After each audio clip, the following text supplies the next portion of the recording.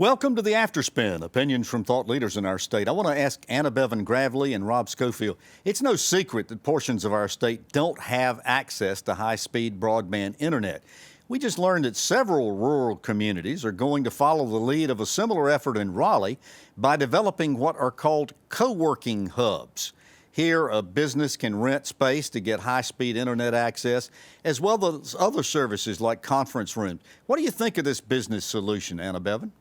I think it's a great idea. I think that the more we can provide options and the more that rural communities can provide options for their citizens and businesses to be able to do work, the better it is. I don't think that this is a long-term solution that will help close the gap on the lack of access to broadband long-term, but I think this is a really great step and something that should stay regardless.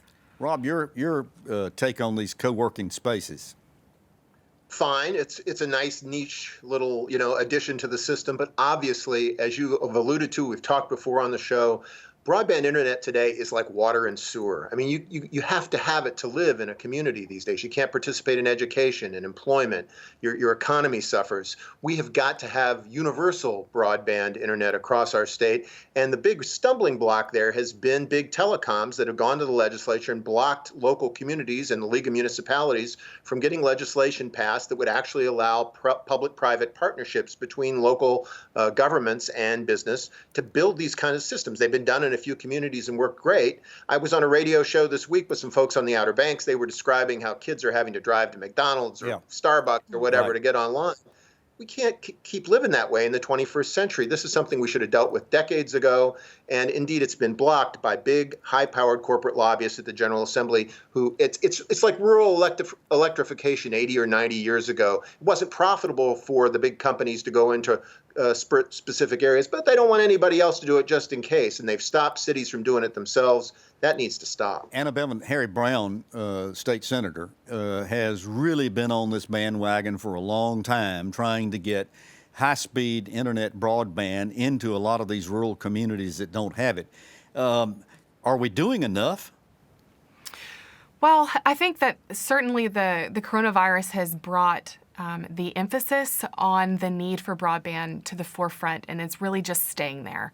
People cannot do anything in their day-to-day without the internet. I lost the internet like 2 weeks ago, and I didn't know what to do for a whole day. I was like, I'm gonna go research that thing. And I was like, oh wait, I can't. I need the internet to do it. And so I think that many, many people are in the exact same scenario that I am. They just need it. It's interesting that it has become such a way of our lives and just a part of it. And again, we talk about the school issue, Rob. We're asking kids to learn remotely. I was interested in Howdy Manning made a comment not long ago. He said, you know what we really ought to do? We got this wonderful statewide public television network called UNC-TV. Let's put teachers on public television so the kids can at least watch over the air and get instruction. What do you think of that idea?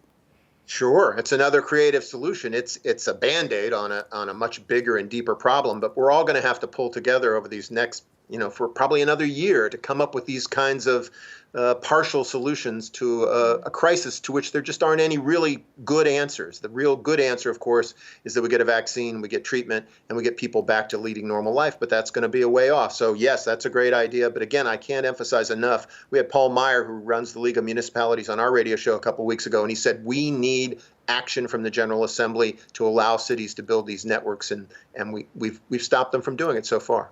Interesting. Well, thank you for your comments, and thank you for watching the Afterspin. We'll have more video all during the week on ncspin.com.